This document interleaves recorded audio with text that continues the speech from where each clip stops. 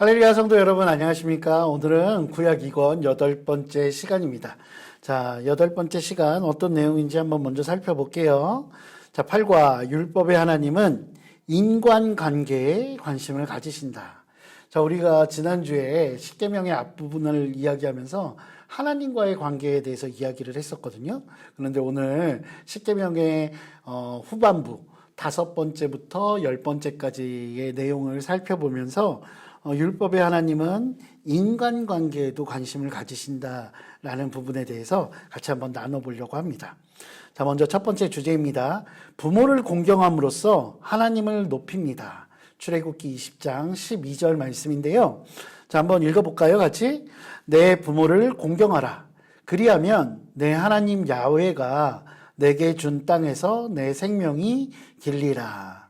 아멘. 자, 여러분들 십계명의 구조를 좀 한번 살펴보면요. 십계명은 크게 두 가지 부분으로 나누어진다라고 말씀드릴 수 있죠.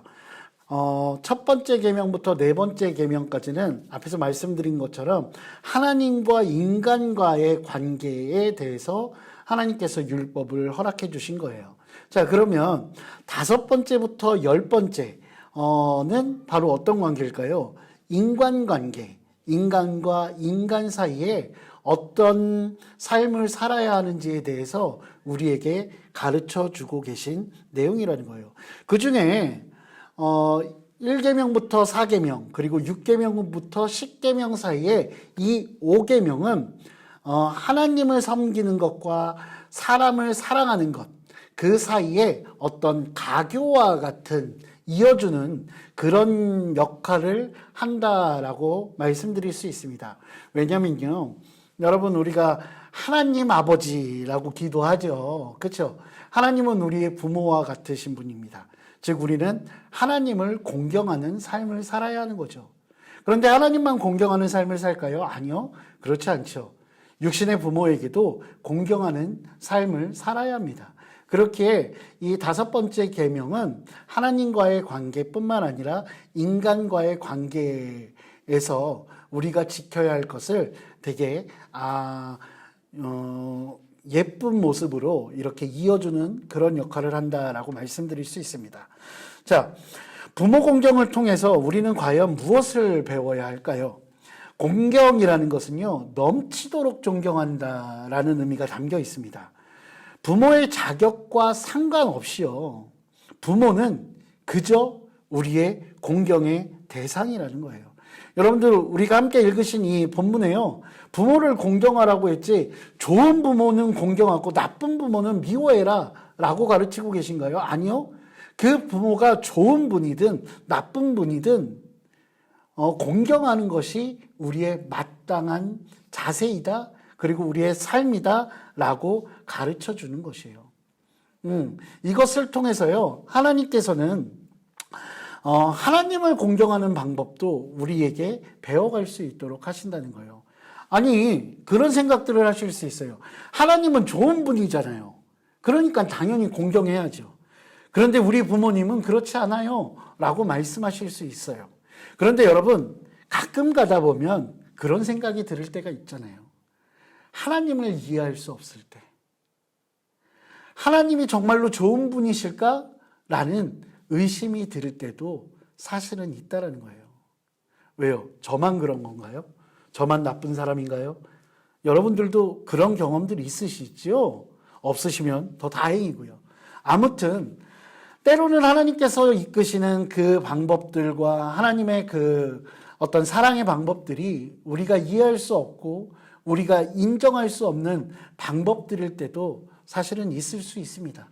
그럼에도 불구하고 우리는 하나님의 권위에 순종하고 하나님을 공경하는 마음으로 살아야 한다는 거죠. 세 번째로 부모 공경의 본이 되신 예수님. 우리가 너무나 잘 알고 있는 내용이어서 간단하게 말씀드리고 넘어가면, 예수님께서는 분명히 이 땅에 오셨어요. 하나님이심에도 불구하고 하나님을 공경하시고 하나님을 사랑한 것뿐만 아니라 육신의 부모인 마리아도 잘 섬겼죠. 십자가에서 마지막 때에도 그의 제자 요한을 불러서 마리아 자신의 육신의 어머니인 마리아를 부탁하는 모습을 우리는 잘 볼 수 있습니다. 우리가 흔히 예수님의 첫 번째 그 포도주 사건 때 여자여라고 불렀다고 해서 예수님은 사람의 부모에 대해서는 공경하지 않았어 라고 생각하실 수 있는데요. 그렇지 않으셨고요. 예수님은 분명 어떻게 어머니를 잘 섬겨야 할지 우리에게 보여주셨던 그 본을 보여주셨다는 것, 그것을 여러분들도 기억하시길 바랍니다. 자, 여러분들 이 영상을 보시는 분 중에는 이미 이제 부모님들을 하늘나라로 하나님 편으로 이제 보내드린 분들도 계실 텐데요.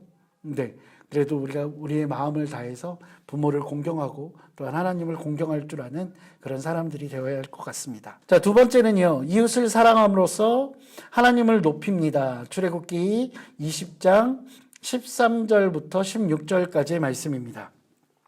네, 한번 굉장히 길지만 같이 읽어보도록 하겠습니다. 살인하지 말라, 간음하지 말라, 도둑질하지 말라, 내 이웃에 대하여 거짓 증거하지 말라. 여러분, 십계명을 읽으면서 항상 드는 생각인데요. 이 십계명이 어렵습니까? 네, 언뜻 생각하기에는 그렇게 어렵지 않은 것 같아요. 믿지 않는 사람들도 살인하지 않고 간음하지 말고 도적질하지 말고 내 이웃에 대해 거짓 증거하지 않는 삶을 사실은 살아가거든요. 그런데 하나님께서 굳이 우리에게 이렇게 말씀하시는 이유는 무엇일까요? 이 안에는 단순한 그런 행동들만이 아니라 여러 가지 의미가 담겨 있기 때문입니다. 자, 먼저 살인하지 말라라고 말씀하시는 것을 통해서 또는 여러 가지 이야기들을 말씀하시잖아요. 그것들 가운데는 생명의 가치를 소중히 여기라라는 하나님의 뜻이 담겨 있습니다. 인간과 인간과의 관계에 있어서 가장 중요한 것, 그것은 바로 존엄의 가치거든요. 이것은 사회에서도 아이들이 배우는 학교에서도 배우는 내용입니다. 인간의 존엄성. 과연 그 인간의 존엄성은 존재하는 그 가치로서만 있을까요? 신앙의 눈으로 보면 인간의 가치, 생명의 가치는 무엇에 있냐면 바로 하나님의 소유이기 때문입니다. 여러분, 이 천지 만물을 누가 창조하셨죠? 하나님께서 창조하셨습니다. 여러분을 누가 창조하셨죠? 하나님께서 창조하셨습니다. 그러면 여러분의 이웃들은 누가 창조하셨죠? 물론 하나님께서 창조하셨습니다. 그러면 하나님의 창조물들은 누구의 것인가요? 하나님의 것이라고 할 수 있죠. 그렇다면 내가 누군가를, 물론 그럴 일은 없지만 내가 누군가를 죽이거나 살인을 저지르거나 폭행을 하거나 그의 마음에 상처를 준다면 그것은 하나님을 향한 도전이라는 것이죠. 여러분들의 어떤 소유물을 누군가 해한다면 그것이 어찌 여러분들을 향한 도전이 아니라고 할 수 있겠습니까? 마찬가지로 여기서 이야기하고 있는 이 계명들은 지키지 않는다면 하나님께 도전하는 것과 마찬가지라고 말씀드릴 수 있습니다. 자, 두 번째, 행위를 넘어 마음으로.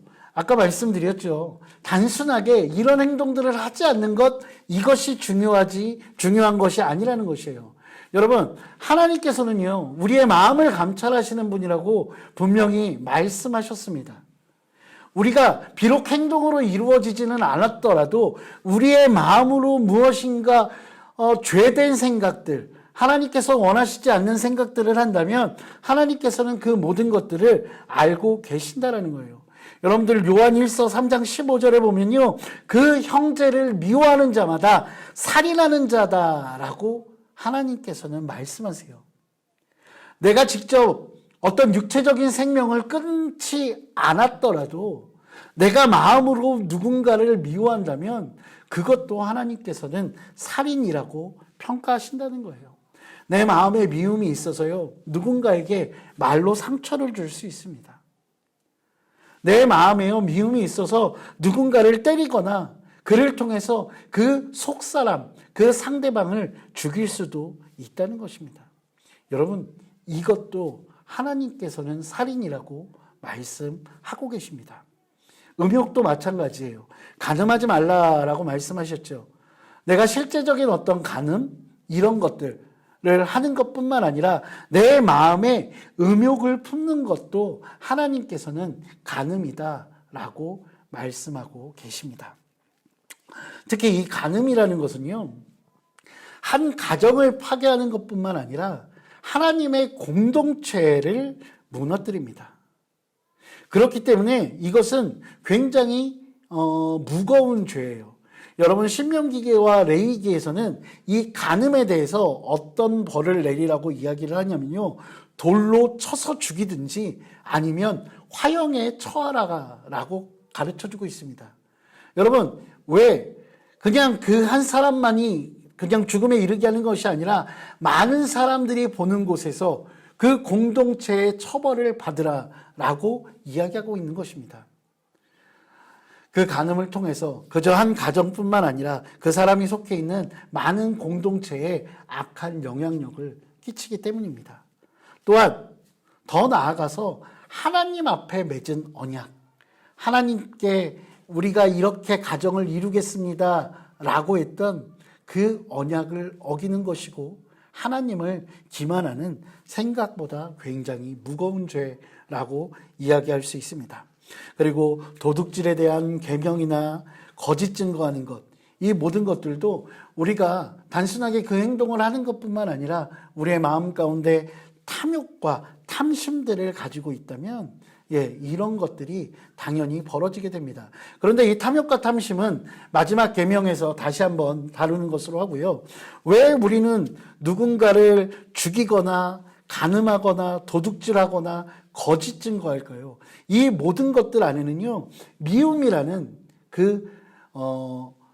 감추어진 감정들이 존재한다라는 거예요. 세 번째로 보면 미움을 넘어 우리가 사랑으로 가야 된다라고 말씀드렸는데, 이 계명들을 우리가 기계적으로 지키는 것이 아니라 우리의 마음 가운데 품고 있는 그 미움들을 사랑으로 바꾸어주면 이 문제들은 해결되어집니다.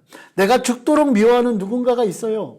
그 대상을 하나님의 창조물이기 때문에, 하나님의 소중한 존재이기 때문에 사랑한다면 과연 살인할 수 있을까요? 하나님께서 나에게 허락해 주신 내 가정, 내 사람들, 그 사람들을 정말로 사랑하는 마음이 있다면, 그들을 미워하지 않고, 그들을 미워하기 때문에 눈 돌리지 않고 그들을 더 많이 사랑한다면 우리가 과연 이런 죄들을 저지를까요? 누군가를 거짓 증거하는 거 왜요? 내 자신을 보호받기 위해서요? 그러나 그 거짓 증거하면 저 사람이 당할 해를 생각하는 경우들도 너무나 많다는 거예요. 그렇기 때문에 우리는 이웃을 하나님의 그 창조물로 인정하고 그들을 사랑함으로써 하나님의 그 권위와 또한 하나님의 그 마음을 높여드릴 수 있습니다. 자, 세 번째로요, 자족하는 마음을 가짐으로써 하나님을 높입니다. 네, 여러분, 이거 굉장히 중요합니다. 출애굽기 20장 17절 말씀인데요. 같이 읽어볼게요. 내 이웃의 집을 탐내지 말라. 내 이웃의 아내나 그의 남종이나 그의 여종이나 그의 소나 그의 낙이나 무릇 내 이웃의 소유를 탐내지 말라. 여러분들 자족하는 마음을 가진다라는 거죠. 그래서 이것이 어떤 것이냐면 우리의 마음 가운데 욕심들을 버리고 살아가라라는 하나님의 가르치심인데요. 이 욕심, 탐욕이라는 것은 어떻게 보면 우상을 숭배하는 것과 같습니다. 탐욕이라는 것이 왜 우상일까요? 여러분들 성경 말씀에 그런 거 있죠. 하나님과 재물을 함께 섬기지 못할 것이다. 여기서 재물을 뜻하는 단어는 암몬이라는 거예요. 하나님보다 더 소중하게 여기는 것들, 결국에는 그것이 우상이라는 거죠. 우리의 마음 가운데요, 하나님께서 주신 것에서 만족하지 못하고 그것에서 자족하지 못하고 계속해서 내 마음 가운데 욕심이 생긴다면 그것은 나를 숭배하는 거예요.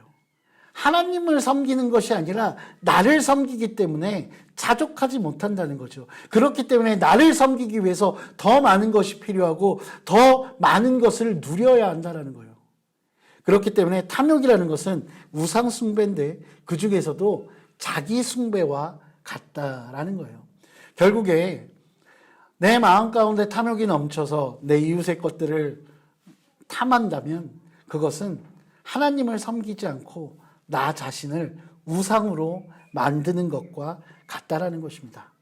그러면 이 탐욕의 치유, 그것은 무엇일까요? 탐욕을 치유할 수 있는 것은 바로 오늘 주제에 써 있는 것처럼 어떤 마음을 갖는 것일까요? 자족하는 마음을 갖는 것입니다. 여러분, 만족이라는 말과 자족이라는 말은 조금 의미의 차이가 있는 것 같아요. 만족함이라는 것이 과연 우리에게 존재할까요? 사람은 만족하지 못하는 존재라고 생각합니다. 그렇기 때문에 끊임없이 자신의 만족을 위해서 무엇인가 더 많이 갖기를 원하죠. 어떻게 보면 우리가 살고 있는 이 자본주의라는 것이 더욱 그것을 가속화하는 것이 아닐까라는 생각이 들어요. 내 능력만큼 더 많은 것을 가질 수 있고 더 많은 것을 누릴 수 있어. 그렇기 때문에 현재에 만족하지 말고 계속 무엇인가 요구해. 그것이 지나치다 보면 우리를 죄의 길로 인도하는 탐욕이 되어지는 것이죠. 그런데 자족이라는 것은 조금 다른 의미인 것 같아요. 나 자신의 현재의 상황을 인정한다는 것이죠. 그리고 하나님께서 나에게 허락하신 것을 인정한다라는 의미가 그 안에 담겨 있습니다. 그렇기 때문에 우리는 자족하는 마음을 가져야 할 것이에요. 하나님께서는요, 우리의 탐욕을 채워주시는 분이 아니에요. 하나님께서는요, 우리의 욕심을 채워주시는 분이 아니라 하나님께서는 우리의 마음을 채워주시고 우리의 필요를 채워주시는 분이에요. 우리가 하나님께서 우리의 필요를 채워주신다는 그 믿음이 있다면 하나님께서 채워주신 것, 그 이상의 것들을 바르지 못한 방법으로 탐욕하는 삶을 살아가지는 않을 것입니다. 이것이 바로 자족하는 마음입니다. 탐욕의 치유 방법, 하나님께서 우리의 필요를 아시고 그것을 채워주실 것이라는 그 믿음의 자족의 마음, 그것으로 여러분들 탐욕을 이겨내시는 저와 여러분 되시기를 주님의 이름으로 부탁드립니다. 결론을 말씀드리겠습니다. 다른 사람과 어떻게 어울려 사는지, 그들을 어떻게 존중하는지가 바로 그리스도의 임재를 삶에 반영하는 것입니다. 우리가 예수 그리스도의 은혜 받은 사람으로, 그리고 하나님의 그 소유로 살아가는 진정한 삶을 우리는 다른 사람들과의 관계를 통해서 드러낼 수 있다는 것입니다. 여러분, 십계명은요, 단지 하지 말라라는 것들의 목록이 아닙니다. 우리를 하나님의 자녀 삼아주셨고 하나님 나라의 시민으로 삼아주셨는데, 먼저 우리에게 은혜를 베풀어 주셨는데 그 은혜 받은 자로서, 하나님의 자녀로서, 하나님 나라의 시민, 하나님 나라의 백성으로서 우리가 어떻게 살아가야 할지 알려주는 것이고요. 그리고 우리를 변화시키는 그 방법들을 우리에게 가르쳐주고 계신 하나님의 사랑의 표현이라는 것을 잊지 않아야 할 것입니다. 모든 인간관계는요, 우리가 하나님의 영광을 드러내며 사람들에게 예수 그리스도를 증거하는 그런 삶을 살 수 있게 우리에게 기회를 허락해 준 것이라는 것, 그것도 우리가 반드시 기억해야 할 것입니다. 하나님의 계획, 그리고 우리의 사명입니다.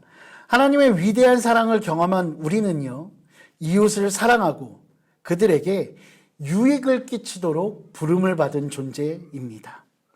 부모 섬김 가운데 하나님을 향한 나의 모습, 하나님을 섬기는 내 모습을 살펴보고 더욱 진심으로 우리의 육신의 부모와 하나님을 공경하는 삶을 살겠습니다. 다른 사람을 사랑하는 것이 적극적인 율법의 순종이라는 것, 그것을 우리는 기억하겠습니다. 그리고 다른 이들을 실제적으로 어떻게 살아갈 것인지, 그저 하나님께서 하지 말라고 한 이 10계명들을 지키는 것뿐만 아니라 정말로 어떻게 하면 다른 이들을 사랑하는 것인지 더 많이 고민하고 그 방법을 찾아서 실천하는 삶을 살아야겠습니다. 그리고 하나님께서 우리에게 허락하신 그 사명을 감당함에 있어서 내 자신에게는 자족함으로, 그리고 다른 이들에게는 관대함으로 대하면서 그를 통해서 더 많은 기쁨과 평안을 누리는 삶을 살아가도록 하겠습니다. 네, 오늘 준비한 내용은 여기까지고요. 자, 기도하시겠습니다. 사랑과 은혜가 풍성하신 하나님, 정말로 고맙고 감사합니다. 하나님께서는 하나님만 사랑하는 것이 아니라 우리 주변에 있는 많은 이웃들도 사랑하라고 우리에게 가르쳐 주십니다. 하나님, 우리가 단순하게 하나님이 하지 말라는 것들, 그것들을 안 하는 것에서 그치는 사람이 아니라 더욱더 적극적으로 순종하여 많은 이들을 사랑하고, 그리고 그 사랑을 통해서 하나님의 사랑을 사람들에게 보여주고, 그리고 그것을 통해서 하나님께 영광을 돌릴 수 있는 그런 삶을 살아가는 존재 될 수 있도록 주께서 인도하여 주시옵소서. 하나님, 우리의 마음 가운데 때로는 미움이, 때로는 탐욕이 찾아올 때가 있음을 주님 앞에 고백합니다.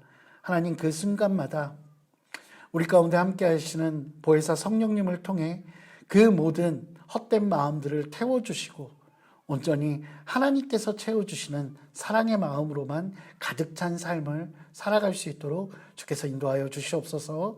주님 감사합니다. 이 모든 말씀 우리 주 예수 그리스도의 이름으로 기도드립니다. 아멘. 네, 여러분, 그러면 다음 시간에 또 만나도록 하겠습니다. 감사합니다.